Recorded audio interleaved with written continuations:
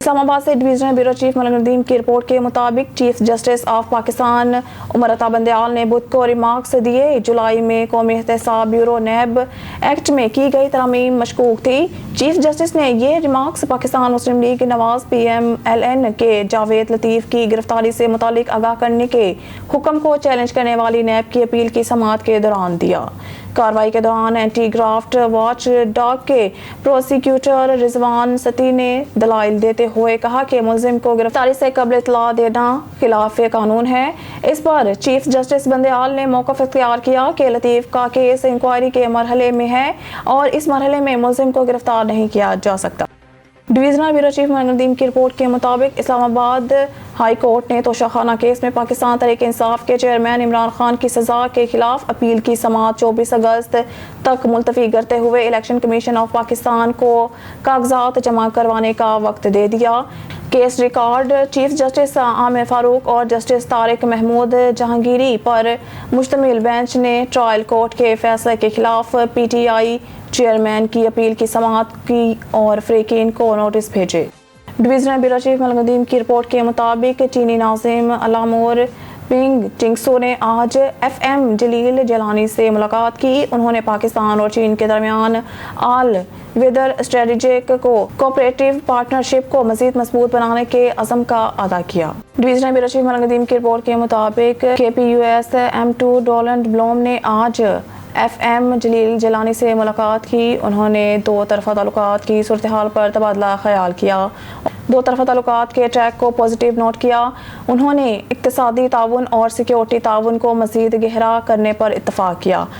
Divisional bureau chief Malik Nadeem की report के मुताबिक लंदन पाकिस्तान मुस्लिम लीग नवाज PMLN के सुप्रीमो नवाज शरीफ ने बुध के रोज़ अपने खिलाफ इंतकामी कार्रवाई करने पर आला अदलिया को तनकीद का निशाना बना लिया, लेकिन वो अपनी कानूनी परेशानियों में पाकिस्तान तहरीक इंसाफ PTI के चेयरमैन इमरान खान को बचाने के लिए अपने रास्ते से हट गए।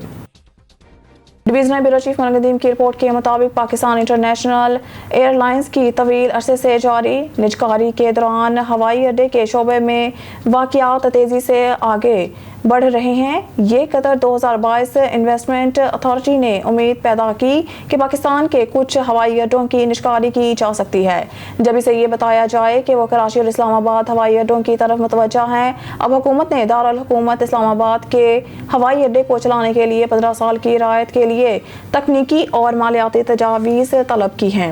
मिसाल के तौर पर दिल्ली और इस्तांबुल के हवाई अड्डे के मुकाबले में वो हवाई अड्डा मुसलसल कम कामयाबी हासिल कर रहा है। Divisional bureau chief Malik Nadeem की रिपोर्ट के मुताबिक इस्लामाबाद साबिक वज़ीर आज़म शाहिद खाकान अब्बासी समेत 10 मुल्ज़िमान के खिलाफ दर्ज माया कुदरती गैस LNG दरामद कंट्रैक्ट केस की एहतसाब अदालत से खसूसी जज अदालत में मुंतकली के खिलाफ इस्लामाबाद हाई कोर्ट में दरख्वास्त दायर की गई। इस्लामाबाद से divisional bureau chief Malik Nadeem की रिपोर्ट के मुताबिक chief justice of Pakistan Umar Ata Bandial ने बुध को रिमार्क्स दिए कि साबिक वज़ीर आज़म इमरान खान के खिलाफ तोशाखाना केस में ट्रायल कोर्ट के फैसले में पहली नज़र में संगीन नकाइस हैं। चीफ जस्टिस की ऑब्जर्वेशन इस वक्त सामने आई जब सुप्रीम कोर्ट के 3 रुकनी खसूसी बेंच, जिसमें चीफ जस्टिस मुज़ाहिर अली अकबर नकवी और जस्टिस जमाल खान मंदुख शामिल थे, पाकिस्तान तहरीक इंसाफ के सरबराह की जानिब से दायर दरख्वास्तों की समाअत की।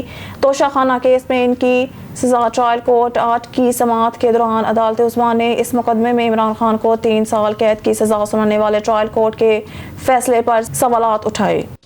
Divisional bureau chief Malik Nadeem की रिपोर्ट के मुताबिक SSP ऑपरेशंस फैसल सलीम की थाना मोरका में खुली कचहरी, SHO मोरका और तफ्तीशी अफसरान समेत शहरियों की कसीर तादाद में शिरकत।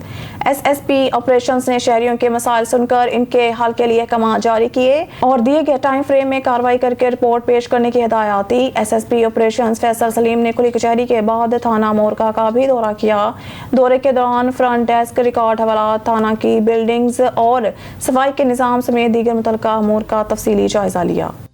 न्यूज़ स्टूडियो से फिलहाल के लिए इतना ही। मज़ीद न्यूज़ अपडेट के लिए देखते रहिए ऑन न्यूज़।